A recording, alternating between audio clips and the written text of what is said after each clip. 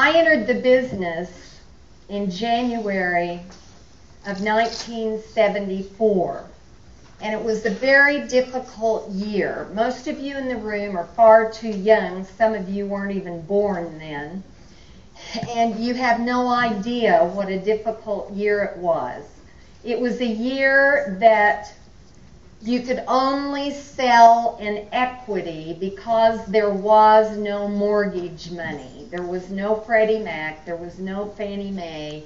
None of these back-end mortgage companies that would guarantee loans, etc. And so the difference between the sales price and the loan balance was called the equity, of course. And those equities could be transferred to another buyer. Since there was no mortgage money, it made it a difficult year for realtors, and of course that would be the year that I entered the business. Now also back then, there wasn't the training. There were no MREA books, and there were very few training sessions outside of how to fill out the contract and how to fill out the listing agreement. And it was primarily a situation where here's the desk, here's the phone, and now you're on your own.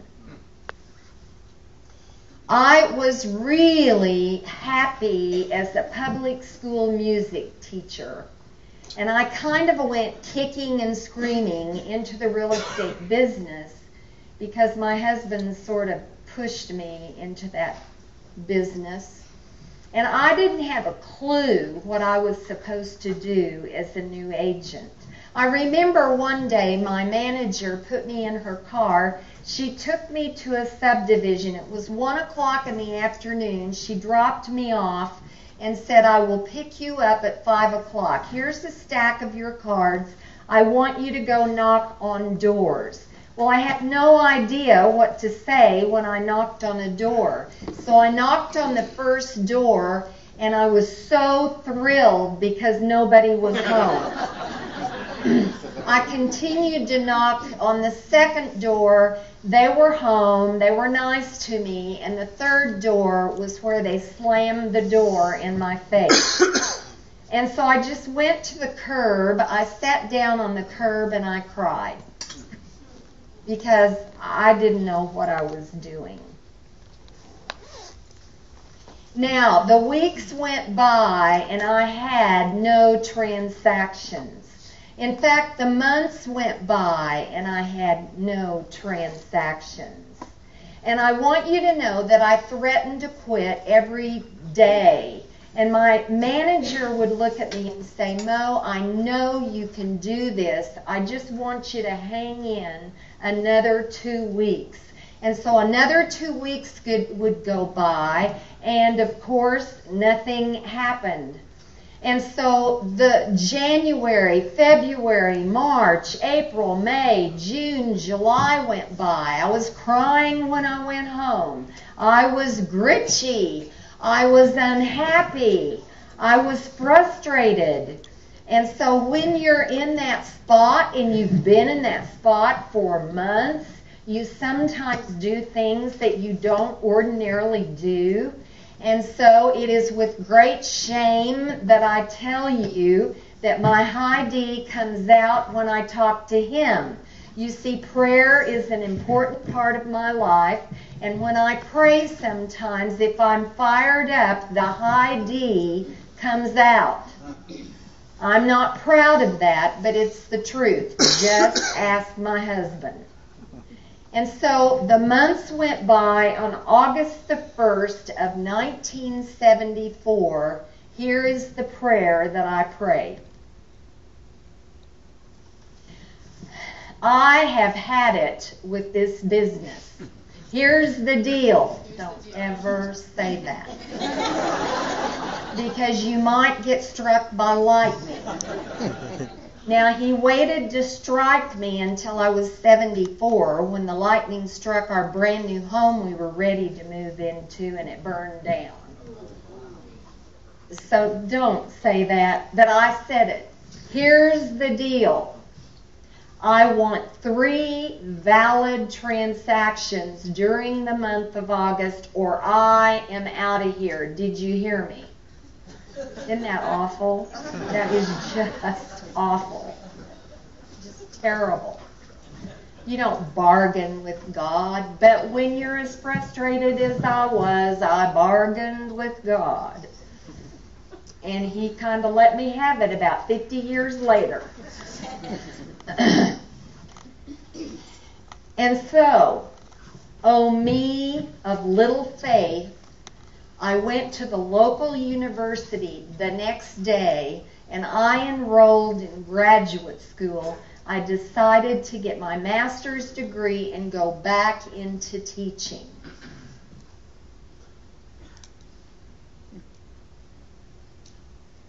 On the 27th day of August, 1974, the only listing I had in my big inventory, an inventory of 1, sold. And I cannot begin to tell you how that created hope in my heart. I suddenly thought, maybe I can succeed. Maybe I won't fail. Because I really had never failed at anything in my life up to that point. And I didn't want to fail as a real estate agent. I really wanted to succeed, but I didn't see a path as to how I could succeed because I didn't have any training. And so that one transaction filled my heart with hope. Well, on the 28th day of August, I was referred a young couple, and they were buying their first home. I had a lender pre-qualify them, and by 3 p.m. that afternoon, I had my second transaction. And I can't begin to tell you how hope flooded my soul. The 29th day of August came, nothing happened. The 30th day of August came and nothing happened. And on the 31st of August, Saturday morning of 1974, I will never forget how angry I was when I woke up. And I said, why did you tease me with 2? Why didn't you give me 0 or 1? 2 is close to 3. And I don't like 2. Why did you do this to me? And so then I did what every good woman does. I put on my blue jeans and I vacuumed.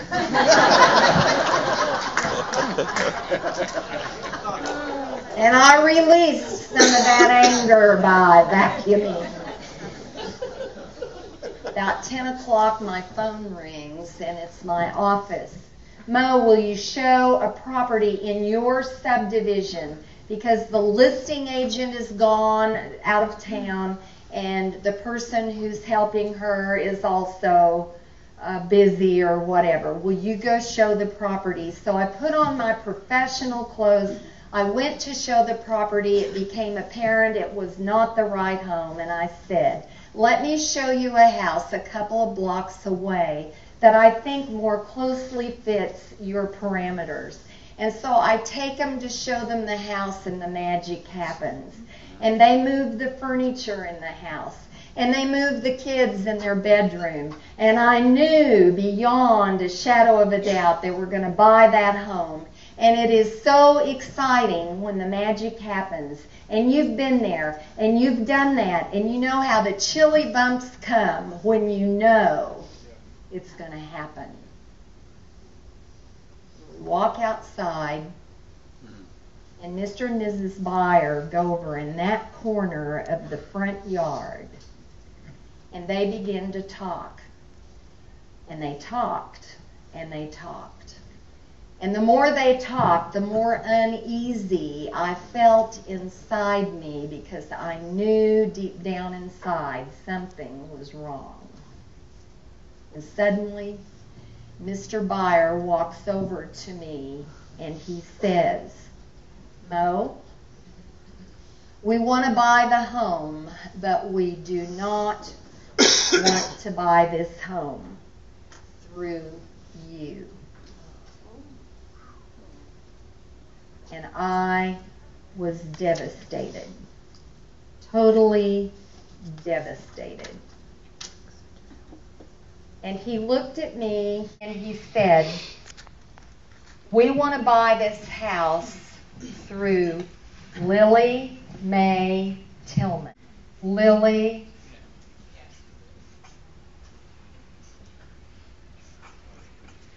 Mae Tillman.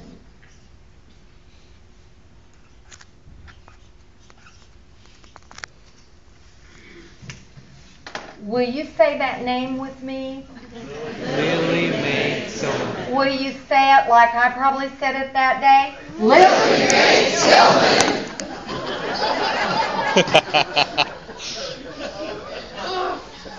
You know, I knew who she was. I didn't know her really well, but I knew her. She was short in stature. She was an older woman. She walked with a cane because she had a physical problem with one of her legs. She was with Century 21. She was very kind. She was very professional. And she wore that gold coat every day. They looked at me and they said, we have to buy this house through Lily Mae Tillman. She has driven us around for 2 weeks. She's purchased lunch every day. In many evenings, she has purchased a beautiful dinner for us. Our kids spilled ice cream in the back seat of her car. We can't do this to her. We can't do this to her. We have to buy this house through her. We appreciate you, Mo, for showing it to us, for finding, but we've got to buy this house through Lily Mae. And they drove away. And I went home devastated because I had come so close. And that was probably the lowest point in my professional career because I had come so close. But the deal was 3, and I only had 2. At 7 o'clock that evening, Mr. Buyer calls me and he says, we've just been visiting with Lily Mae, and she said for us to do the right thing and buy the house from you. Wow.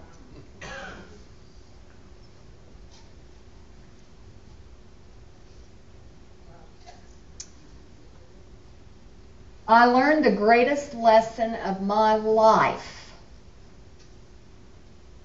in that experience, because what I learned was when you do the right thing, you change the course of a life. I didn't go back to the university for graduate school. The next 6 months, I changed my thinking, and I did 35 transactions in 6 months. Because you see, I moved forward in confidence, knowing I was where I was supposed to be. Oh yes, I took Lily Mae flowers.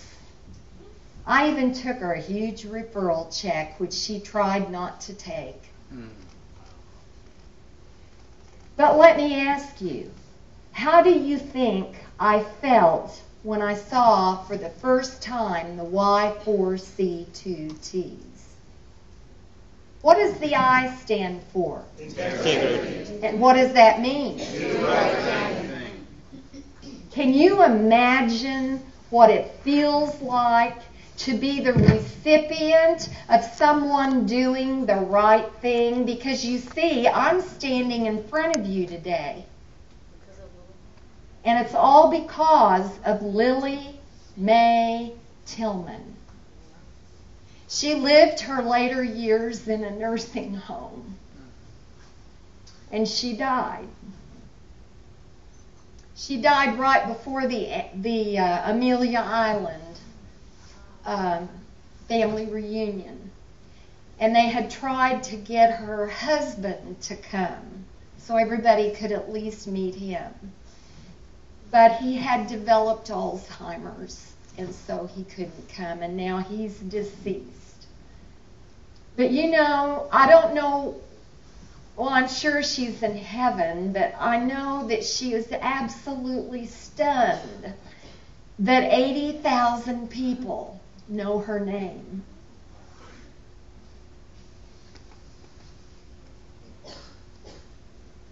All because she did the right thing. She sacrificed a commission that she could have had to do the right thing. So what you need to know from me is that my dream and my vision is that we build an army of Lily Mae Tillmans. And so you sit in front of me, and you're here because you're in a leadership position. You're either on the ALC, or you're perhaps a team leader or an OP, or you are thinking about affiliating with our company or whatever. Let me tell you what. And let me ask you the question. How are you going to communicate with your people that the most important thing in our company is to do the right thing? Are you willing to draw a line in the sand to do the right thing? Are you sure that in that situation you would have done what she did? How are you as leaders going to communicate to your people about doing the right thing? Because let me tell you something, doing the right thing in this company is far more important to me than the money. And this is what makes us uniquely different from other companies, is we genuinely try to do the right thing. Sometimes we don't always agree on what the right thing might be. But you know what we do? We sit down, we meet together, and we reach consensus about what the right thing is to do when it's not real clear. And then we love each other, shake hands, and walk out the door and go do it. You know, I'm 75 years old, and I plan to live a long time. But who's going to carry the mantle when I'm gone? I will. It has to be you.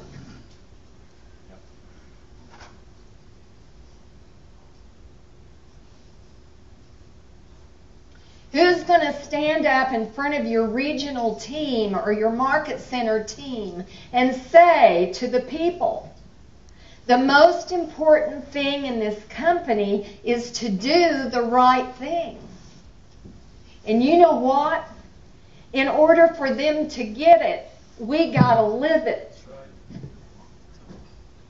And when we don't live it, we become a huge hypocrite. I don't mean to imply we'll ever be perfect.